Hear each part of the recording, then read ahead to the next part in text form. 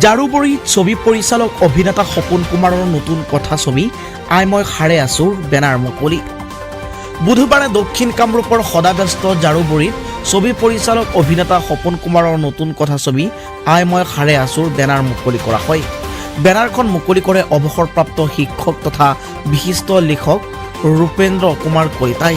প্ৰায় 4 বছৰ চিত্ৰগ্ৰহণৰ পিছত সাজু হৈ উঠা উক্ত ছবিখন অহা ফেব্ৰুৱাৰী মাহত ৰাইজৰ মাজলৈ উলিয়াই দিব বুলি ছবিখনৰ পৰিচালক সপন কুমাৰে সংবাদ মাধ্যমৰ আগত প্ৰকাশ কৰে। পলাশবাৰীৰ পৰা জিতুমণি শৰ্মাৰ ৰিপৰ্ট, নিউজ টাইম ডিজিটেল। আই মই হাৰে আছো নামৰ এই ছবিখন আচলতে মূল কাহিনী হ'ল অতন্দ্ৰ প্ৰহৰী। আমাৰ শ্ৰদ্ধাৰ লিখক ৰূপেন্দ্ৰ কুমাৰ কলিতাদেৱে লিখিছিল আৰু সেইখন আমি বহু চিন্তা কৰি মোৰ সহপৰিচালক অনিল আৰু মই চিন্তা কৰি এইখনৰ নাম দি আই মই হাৰে আছো বুলি এখন ছবি আমি কৰিলোঁ।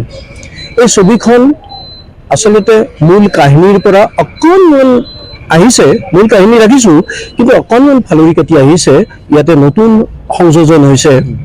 আমি বৰ্তমান সময়ত নাৰী আৰু মাটি, এই নাৰী আৰু মাটিৰ বৰ সংকট। আজিৰ সমাজ ব্যৱস্থাত নাৰী আৰু মাটিৰ বৰ সংকট। এই নাৰী আৰু মাটিৰ যি অধিকাৰ, মানুহৰ জন্মস্বত্ব অধিকাৰ, এই অধিকাৰ সম্পৰ্কে আমি এই ছবিখনত এটা চিত্ৰ দাঙি ধৰিবলৈ সক্ষম হৈছোঁ। আৰু ইয়াতে মূল কাহিনী আমি যদিও অতন্দ্ৰ প্ৰহৰীৰ, তথাপিও আই মই হাৰে আছো এটা বিপ্লৱ। আমি আজি বিলবোৰ দখলত গৈছে, মাফিয়াৰ দখলত গৈছে। এই বিলৰ যিটো সমস্যা, এই সমস্যাটো আমি কেনেকৈ মাফিয়াৰ দখলৰ পৰা আনি ৰাইজৰ হাতলৈ আনিব পাৰোঁ। আৰু এই বিলক লৈ এচাম মানুহে জীয়াই আছে। এই পশু পক্ষী, গছ চৰাই চিৰিকটিৰ উদ্যান, এই উদ্যানবোৰ আজি ধ্বংস হৈ যাবলৈ ধৰিছে। আৰু এই সমস্যাটোকে লৈ আই মই হাৰে আছো এটা বিপ্লৱ মুখৰ পৰিৱেশেৰে আমি ছবিখন কৰিব প্ৰস্তুতি কৰিছোঁ। ছবিখন ৰাইজক উপহাৰ দিম বুলি আজি আমাৰ এই প্ৰস্তুতি। কেতিয়ালৈকে এইখনে কাম আৰু আছে অলপ, যেনে আমি চেঞ্চৰ পাৰ্মিশ্যন ল'ব লাগিব। চেঞ্চৰত গৈছে, তাৰপিছত বেনাৰিং, আজি জাষ্ট বেনাৰিংখন কৰিলোঁ, বেনাৰিং কৰিব লাগিব।